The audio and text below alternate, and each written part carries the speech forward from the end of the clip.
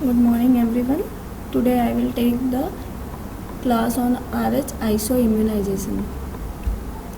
So what is the isoimmunization?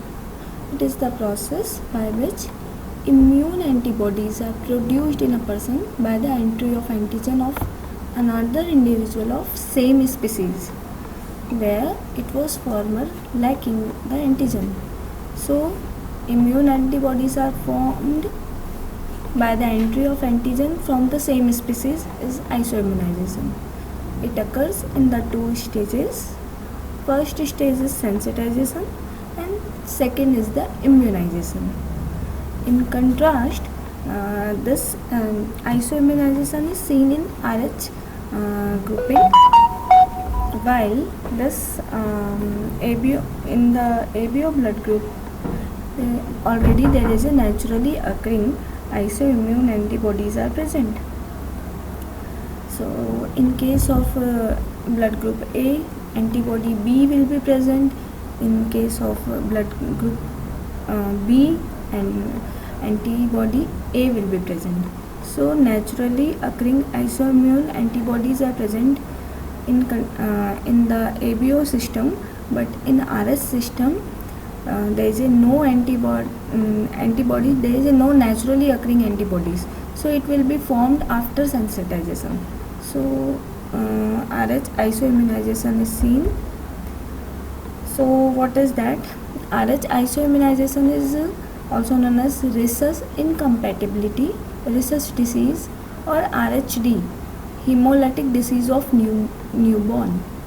When RH negative mother gets pregnant to the RH positive fetus, she may be sensitized to the RH antigen because of the feto-maternal hemorrhage, and this will develop the antibodies in the mother. And after subsequent in the subsequent pregnancy, it will cross, because initially there will be formation of IgM and later on there will be formation of IgG antibody.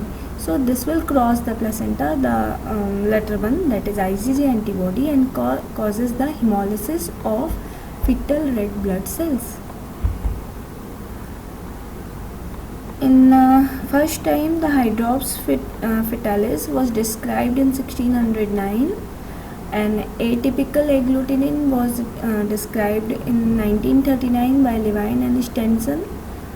In 1940, first time RH antigen was identified by Landsteiner and Wiener, and it is the name given after rhesus monkey where this antigen is also present.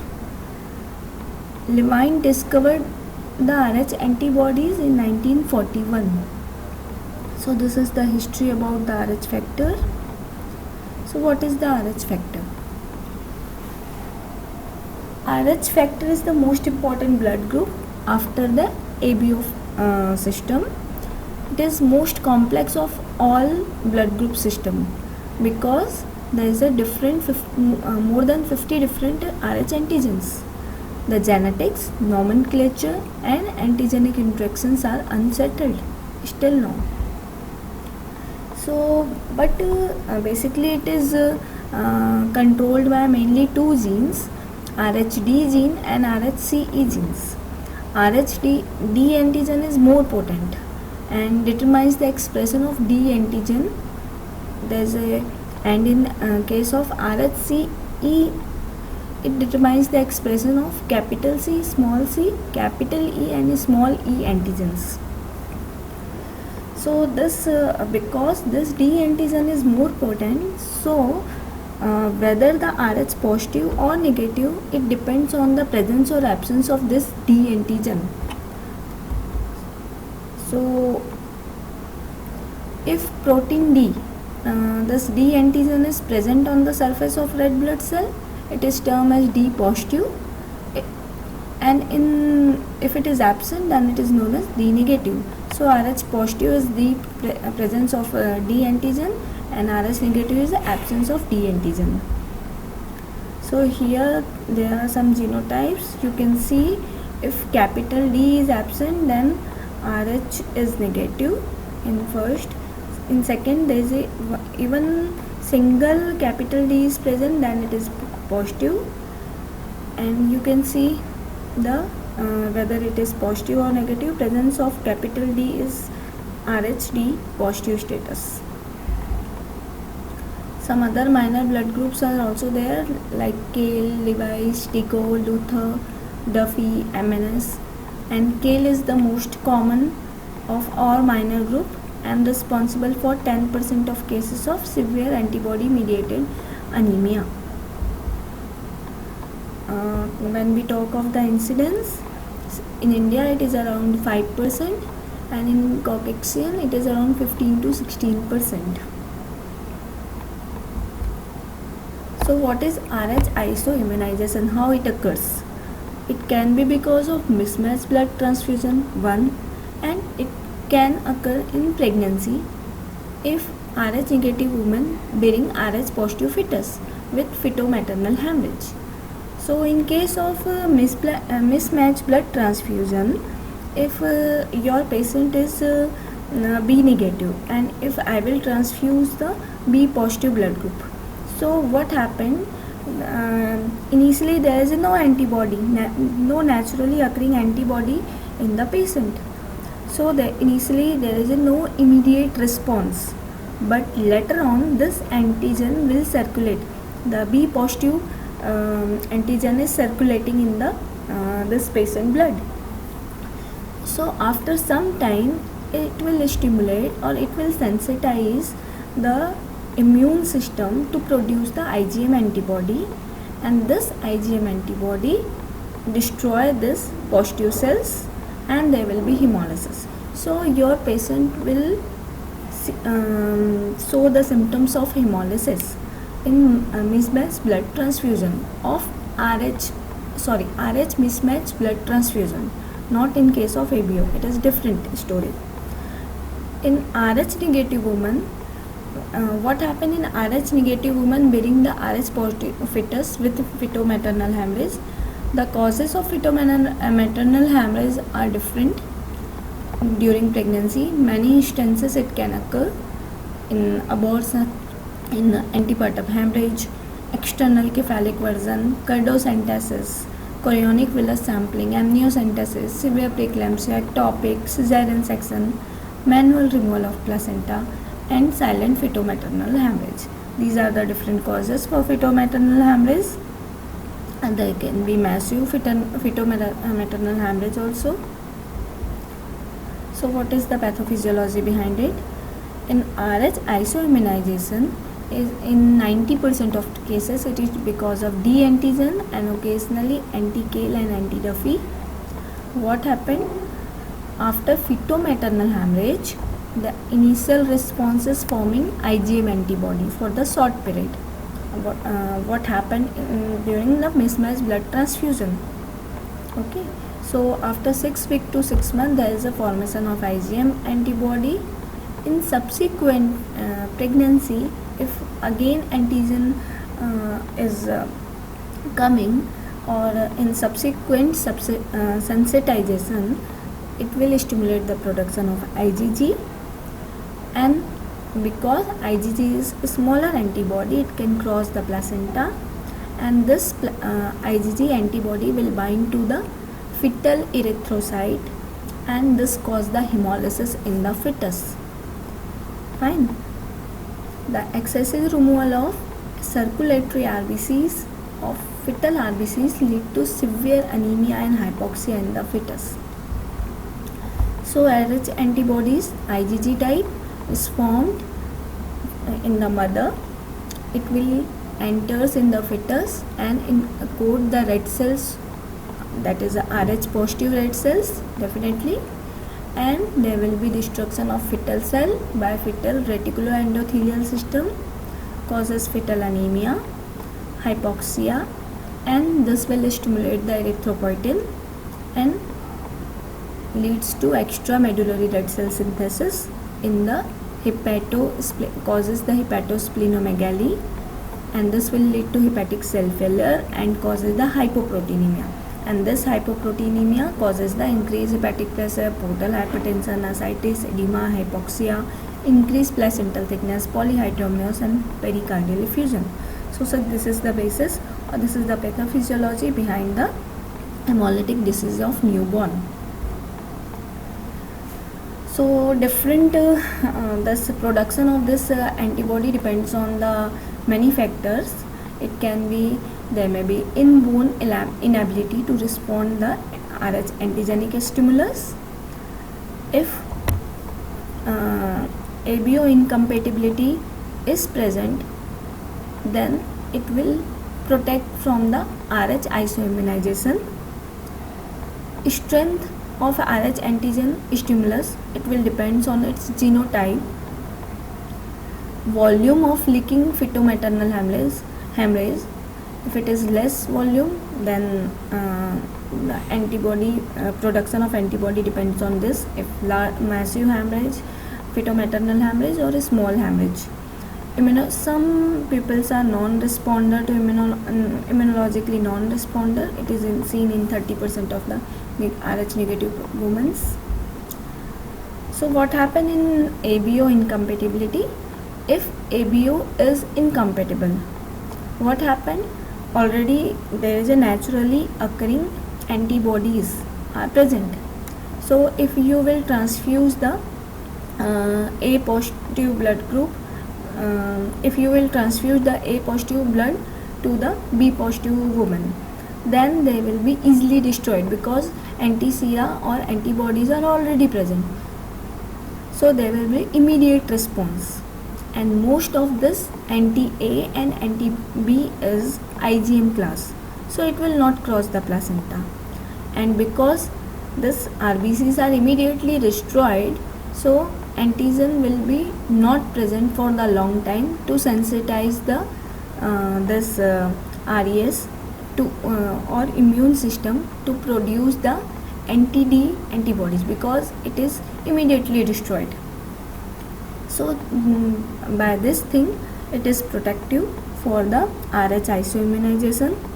But if your patient is ABO compatible and Rh fetal cell remain in the circulation, because it is not destroyed until it is removed by RES and destroyed RES, and this will leads to isoimmunization.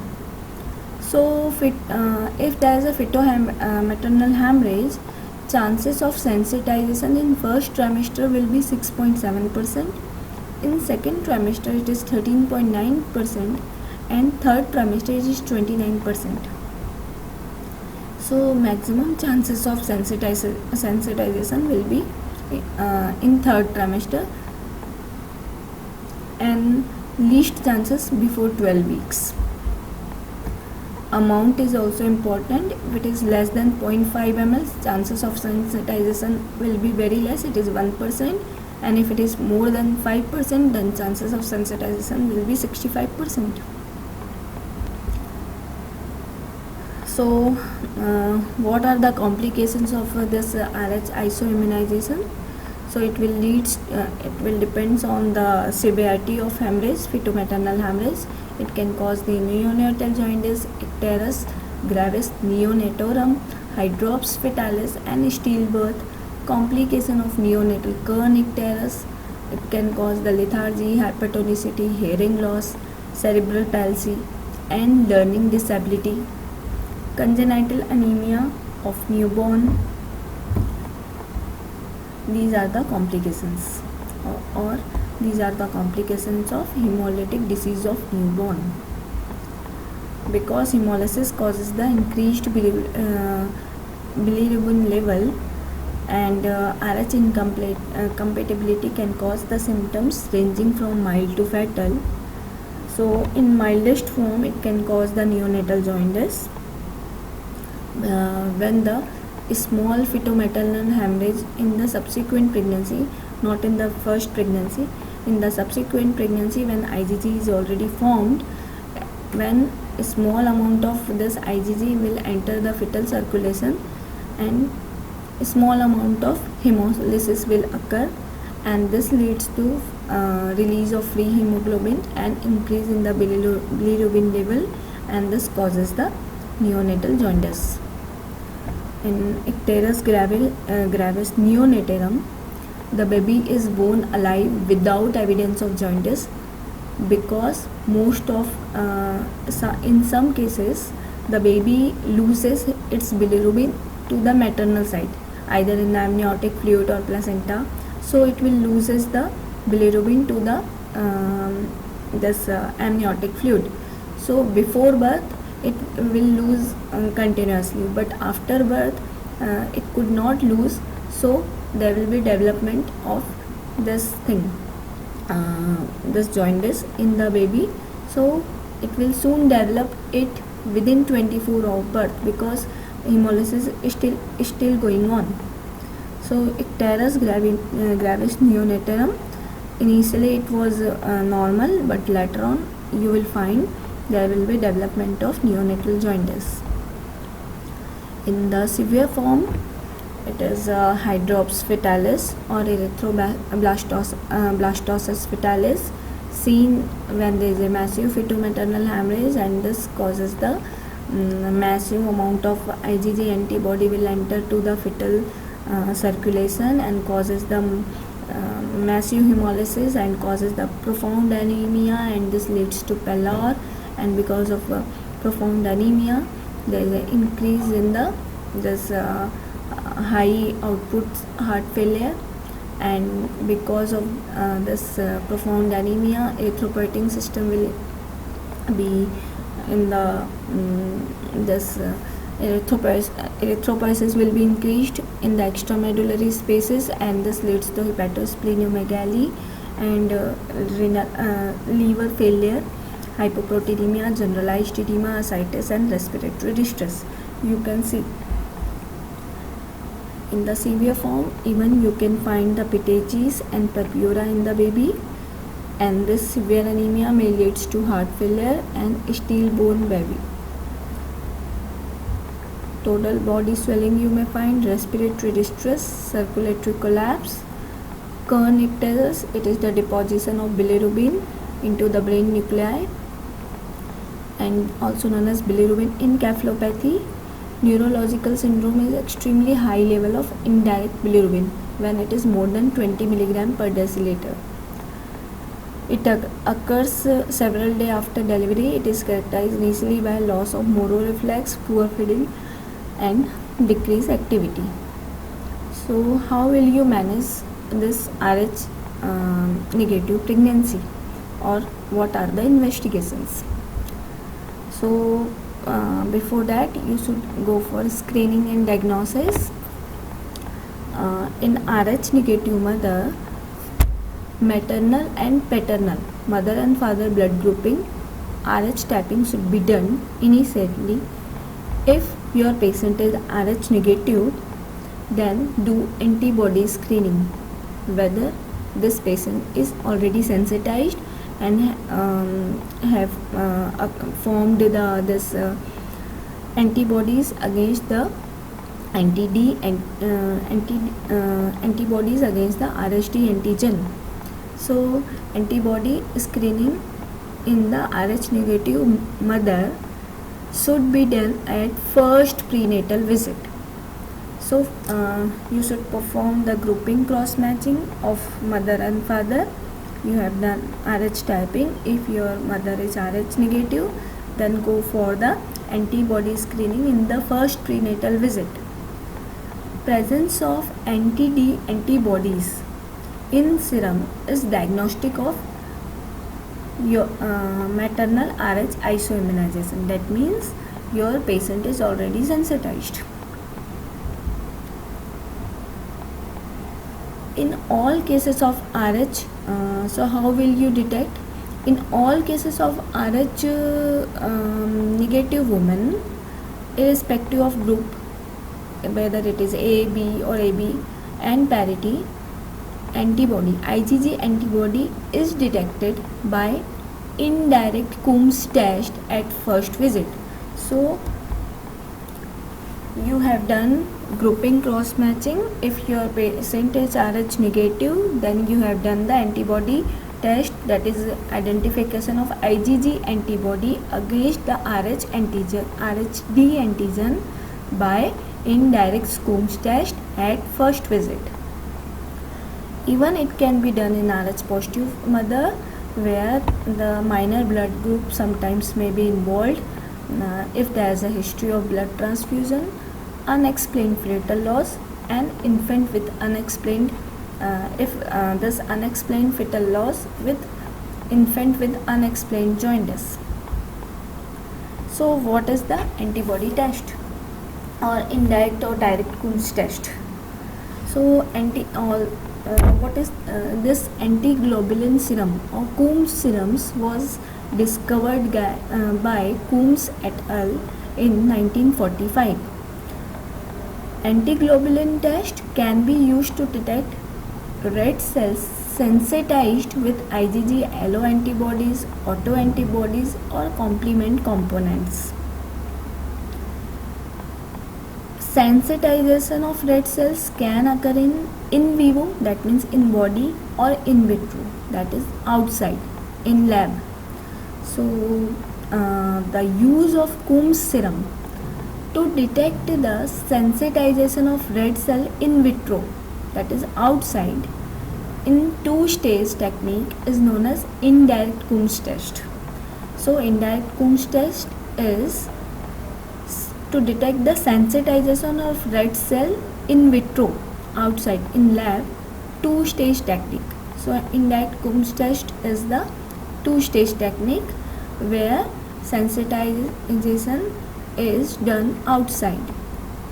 Sensitization of red cell in vivo, that is already sensitized cell, that is so indirect Coombs test is done in the maternal serum, while this direct Coombs test is done in the fetal blood. Sensitization of red cell in vivo is detected by one-stage technique. So direct Coombs test is one-stage technique. Indirect Coombs test is two-stage technique.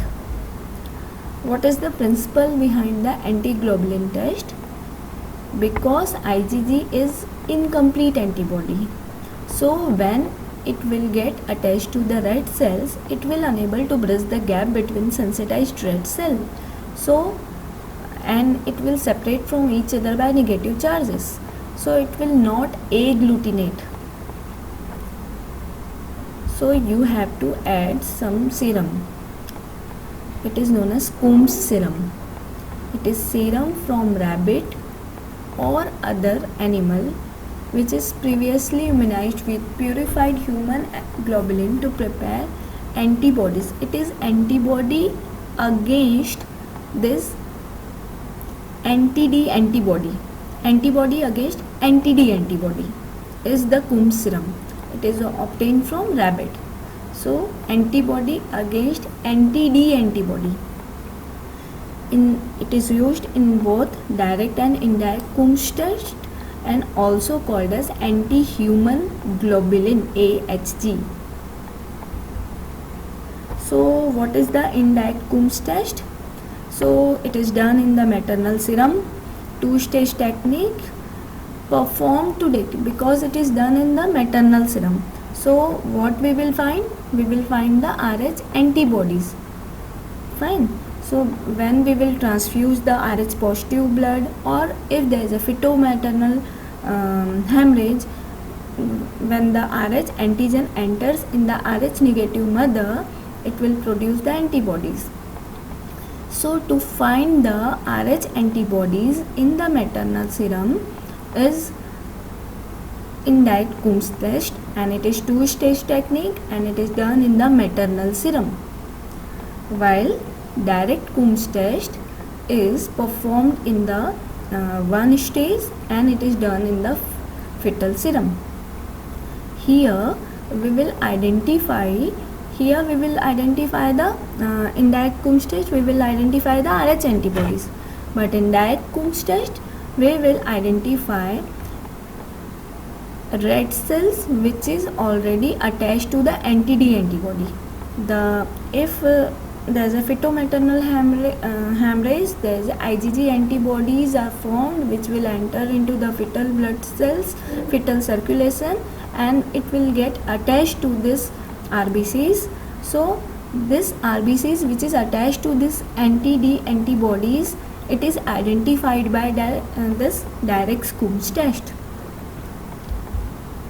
So this is the index globulin or index Coombs test, where we take maternal serum which is mixed with outside reagent red cells. We are mixing the Rh positive red cells outside. So sensitization is done in vitro outside, and this maternal serum which is containing IgG antibody, it will get attached to this outside erythrocyte to its surface. Then it is incubated and washed, and because it is incomplete antibody, then we will add this Coombs serum, that is anti-human globulin, to promote the agglutination. So this is known as indirect anti-globulin test.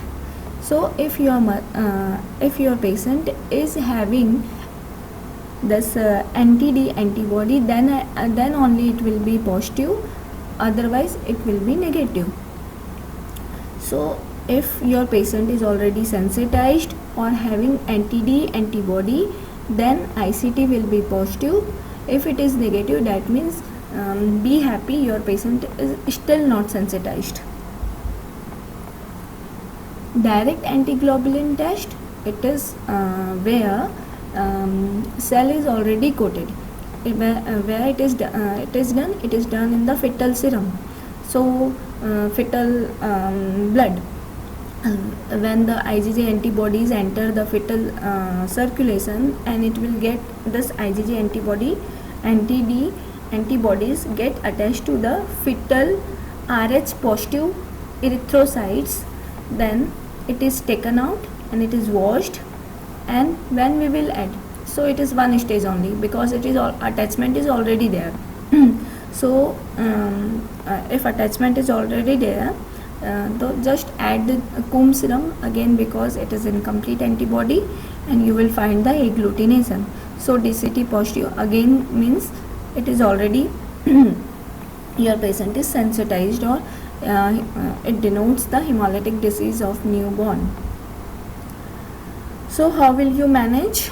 So then management of Rh negative non-immunized women, that means still anti-D antibodies are not formed in the Rh negative mother. So first you take the detailed history of any blood transfusion, any history of stillbirth or neonatal death due to severe jaundice, history of prophylactic administration of injection anti-D immunoglobulin following abortion or delivery. If your test is found negative, that means be happy, still anti-D antibodies are not formed in your patient. It should be repeated at 28th week of pregnancy, because before that chances of feto-maternal hemorrhage is very less. If at 28 weeks of pregnancy anti-D antibodies are detected, that means if ICT become positive, we are doing test in the mother here, and we have done the ICT in the mother in first visit, then we have done at 28th week of the pregnancy. If it become positive later on at 28th week pregnancy, then management becomes similar to that of Rh negative immunized women. But still again negative, again be happy, just give the injection anti-D at 28th week of gestation, and further antibody screening will be unnecessary, it will not required. So if your patient is ICT negative, first you have to do Rh grouping, cross matching, Rh typing. If it is Rh negative, then do ICT test, and if it is negative, just monitor her and again repeat this test at 28th week of pregnancy. If it is again negative, just give injection anti-D just give injection anti-D, and further screening will be not required. Again after delivery you have to determine the this baby blood group for the second dose of this injection NTD. So how do you preventing this isoimmunization or alloimmunization? So you are giving the prophylaxis of injection NTD. If ICT is negative, then only you have to give. In ICT positive cases, the story will be different. There are 3 recommendation regime for giving this NTD immunoglobulin.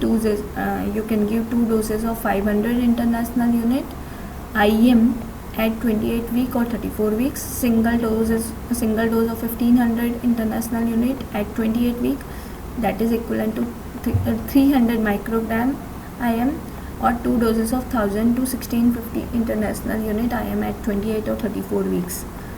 Generally 300 microgram dose will protect a woman from fetal hemorrhage up to 30 ml of fetal whole blood, so it will be enough. So how it will act, or your injection NTD, how it will act? The NTD antibody, when injected, it will, when you inject, if there is a fetal-maternal hemorrhage and you injecting this injection NTD, it will block all circulating Rh antigen of fetal cell in the mother circulation. So mother immune system will not produce the NTD antibodies. So intact antibody coated red cells are removed from maternal circulation by injecting NTD, and this will they cause the central inhibition of fetal red cell coated with NTD antibody, interfere the production of IgG from the B cells. So finally, the antigens which are circulating in the mother circulation, it will be destroyed by your injection NTD, and so there will be no antigen will be circulating, and maternal immune system will not be get sensitized. If ICT is negative, give it at 28 weeks of pregnancy. It should be administered within 72 hours or preferably earlier following delivery or abortion. It should be given provided your baby bone is RS positive. So for the prophylaxis you are giving to prevent the sensitization. So in antenatal period you have given at 28 weeks, after delivery preferably within 72 hours and as early as possible following delivery or abortion, but can be given up to 14 to 28 weeks of delivery. It is only given when ICT and your DCT is negative or Rh negative unsensitized woman should receive the dose in the spontaneous abortion is less, that is 50 microgram, or ectopic pregnancy or molar pregnancy the dose of this NTD is less. In after term pregnancy it is 300 microgram, that is 1500 international unit, but after abortion, ectopic and molar pregnancy it is 50 microgram. A clean dose calculation, it is done for the massive feto-maternal hemorrhage if occur. So it is done by clean horse Bedke test. It is performed from maternal blood within 2 hours of delivery to identify RHD negative women with large feto-maternal hemorrhage who require additional anti-immunoglobulin. Another technique is rosetting technique. So what is the principle behind it? If in 50 low power field of maternal peripheral blood 80 fetal RBCs are found, it is estimated that 4 ml of feto-maternal hemorrhage has been already occurred. So if you in the low power field you find 80 fetal RBCs, that means it is a 4 ml of feto-maternal hemorrhage massive hemorrhage already occurred. For 1 ml of fetal blood, 10 microgram of NTD is needed. So usually 300 microgram NTD will be sufficient for 30 ml of the fetal blood which has entered the maternal circulation. By knowing this, you can find extra doses if it required.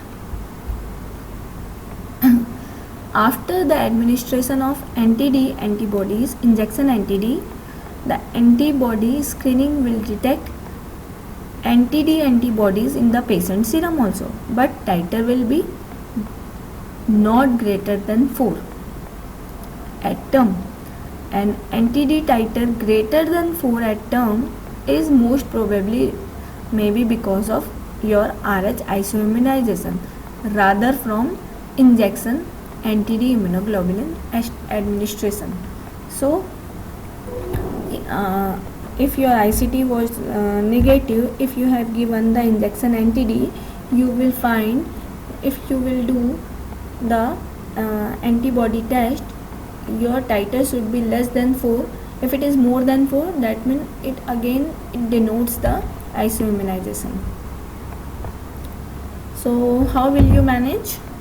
Management of RH negative immunized women. If your ICT in the maternal serum is positive, it's very bad. The patient should be supervised in the center equipped to tackle the RH problem, specialized for fetal medicine unit.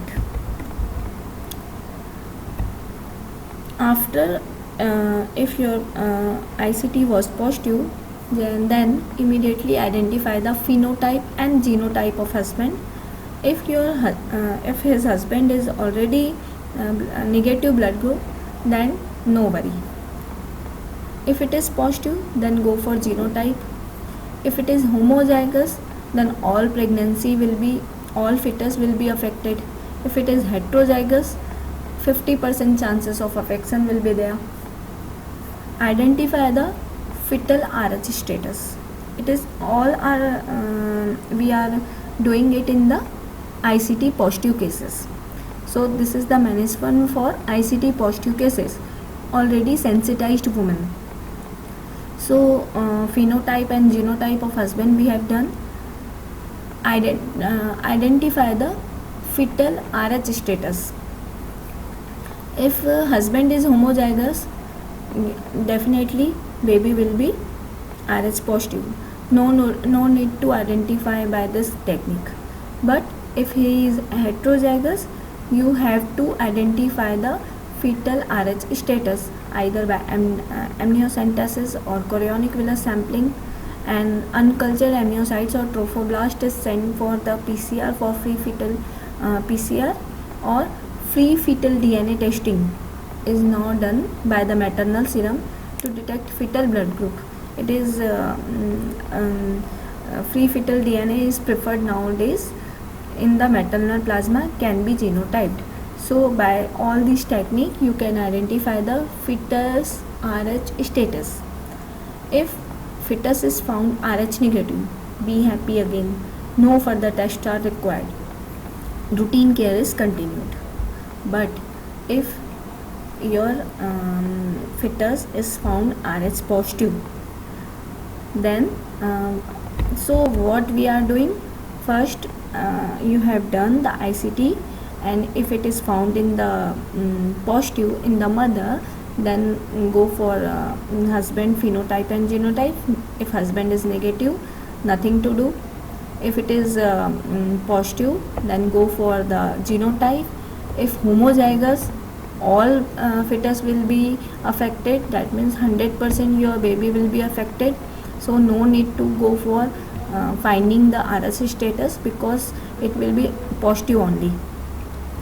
And if it is heterozygous, you can identify the fetal RH status by amniocentesis, chorionic villus synthesis, or free fetal DNA. But if your baby is found RH negative, then nothing to do.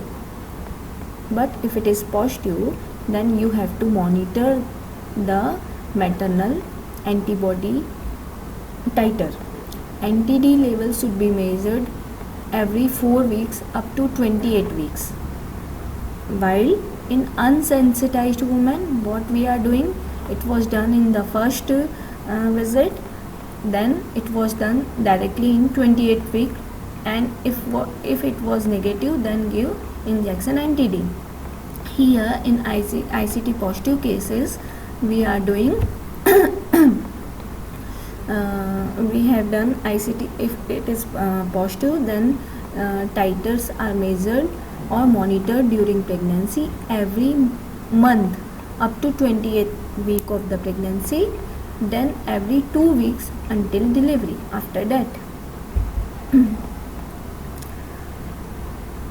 if this pregnancy is first affected pregnancy, then anti-RH antibody titers are most useful for assessing the risk of fetal anemia, because this correlation between antibody titer and transfer to fetal cell into maternal circulation, it will that exist in first affected pregnancy will be lost during subsequent pregnancy. So first affected pregnancy, not first pregnancy. If it is first affected pregnancy, when IgG in first pregnancy IgM was produced, so pregnancy was absolutely normal. In subsequent pregnancy, it will be first affected pregnancy, so IgG titer will be rising, so there will be direct correlation between the hemolysis and antibody titer. But in subsequent pregnancy, there is no relation between the antibody titer and this hemolysis, so this correlation will be lost during the subsequent pregnancy. For most laboratories, the critical NTD value is critical NTD value, that means where the symptoms of hemolysis will be seen, is between the 8 to 32. Sudden marked rise in the titer from 1:8 to 1:256 or any rise will be suggestive of fetal affection. That means again fetomaternal hemorrhage is occurred and IgG antibodies are rising and causing the fetal affection. So sudden rise is important. Automated measurement of antibody is more accurate test. So for this ICT positive cases, we have find the fetal RH status and we are monitoring the pregnancy. If it is in the plateau level, there is nothing to do, just monitor the pregnancy. But if it is rising or it is at the critical value, then you have to perform further test. So ultrasound assessment, this influence the management of decisions such as interpretation of laboratory value and timing of delivery. If your laboratory values are changing, that means antibody titers are changing, then ultrasound will help in decision. It helps in early diagnosis of hydrops fetalis. You will find the ascites, you will find pericardial effusion and the Buddha sign and all that. Middle cerebral artery peak systolic velocity in the Doppler study. It has superseded the invasive method of amniocentesis and spectrophotometry analysis of amniotic fluid to determine the concentration of bilirubin, which is used to be traditional method for evaluating the fetal hemolytic process. So what traditionally it was done, where we have done we are doing the amniocentesis and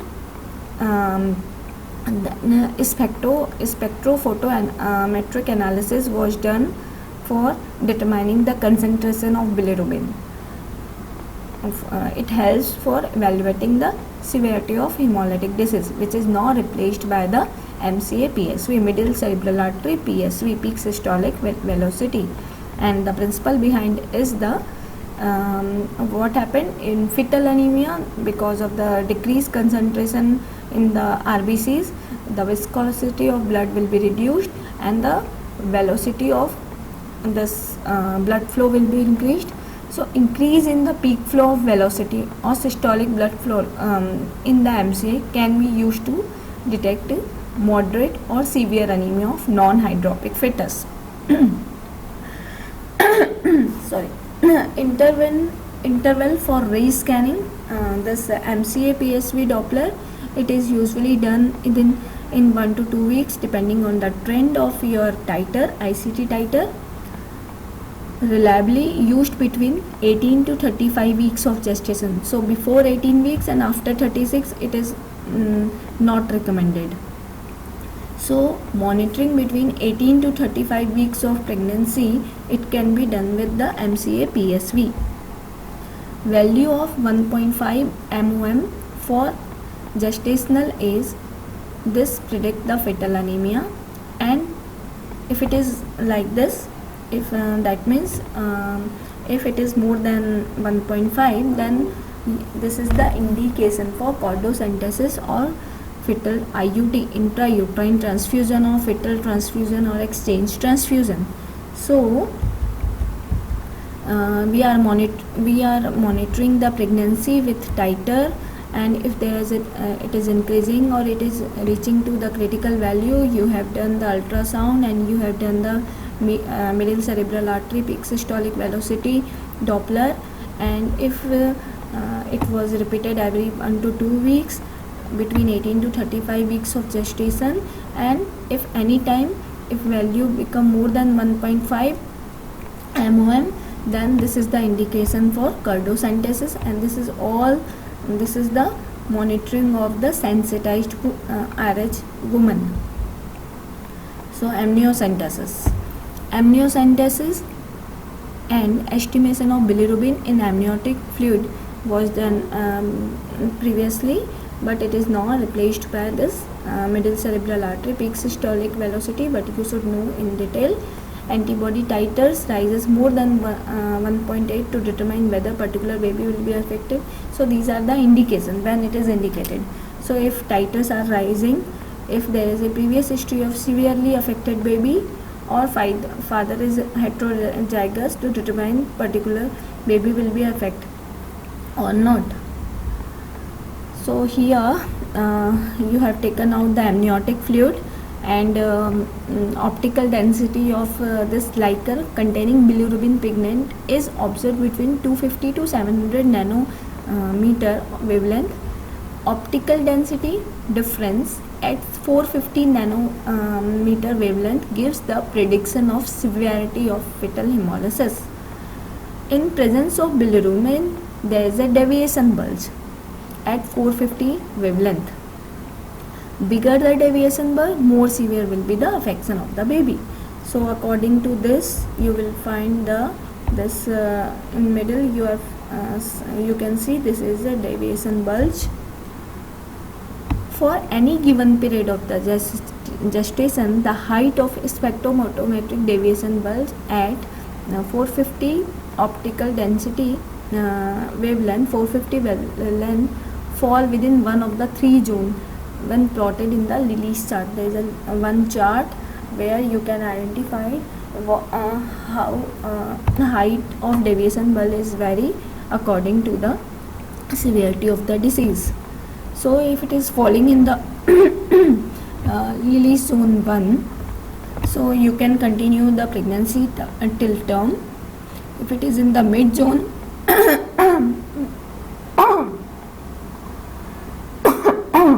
sorry, if it is in the Lilly's zone 2, then repeat amniocentesis by 2 weeks. But as it was done previously, but it is not done today. We are just monitoring the patient by the middle cerebral artery peak systolic velocity. Repeat amniocentesis, but after 35 weeks, because MCA PSV could not, it is not recommended. After 35 weeks of the pregnancy, you have to done monitoring if required by amniocentesis. So repeat amniocentesis if it is falling in the zone 2 by 2 weeks. If value upward, then go for chordocentesis, and by chordocentesis find the fetal blood, and in the fetal blood what is the hematocrit value. If it is less than 30%, then go for intrauterine transfusion to raise the fetal hematocrit by 40 to 45%, and preterm delivery may be needed after 34 weeks of the pregnancy. And if your patient is falling in this high zone, the fetus is severely affected and death is imminent.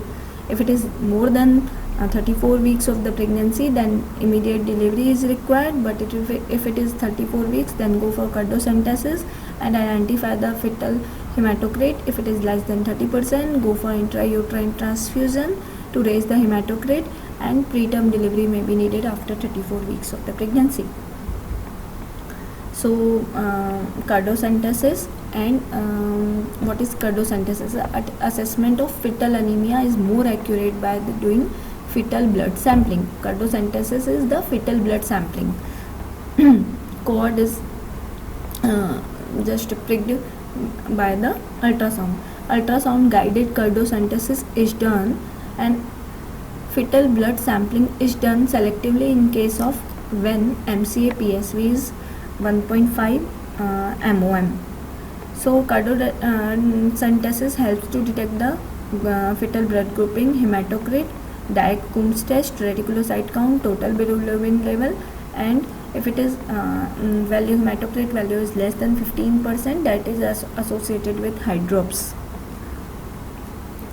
A hematocrit less than 30%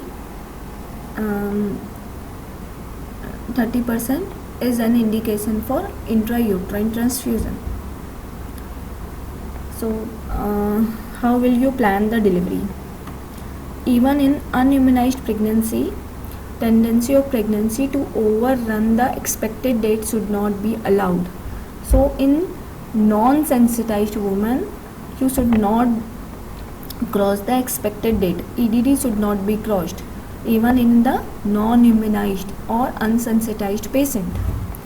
In sensitized patient, if there is a mild affection, if titer is not raising, or if it was raised, if you have done the MCA PSV, mild affection is found, then you can continue pregnancy up to 38 weeks of the pregnancy. But if severe affection is found, reasonably terminate the pregnancy by 34 weeks after giving the maternal steroid administration. Vaginal delivery or cesarean? Vaginal is usually allowed if pregnancy is continued till term. Delivery by cesarean section is common when fetal condition necessitates a delivery before 34 weeks of the pregnancy. During delivery, these measures should be followed. Keep cross-matched blood ready before the induction of the labor. Clamp cord immediately. In AMTLS, delayed cord clamping is advised, but here this is the one of the indication for early cord clamping to prevent the feto-maternal mixing. Keep cord long to the fetus side for possible any transfusion or intrauterine transfusion or any catheterization if required. Collect cord blood for blood grouping, bilirubin, direct agglutination test. Exchange transfusion may be needed soon after birth. Thank you.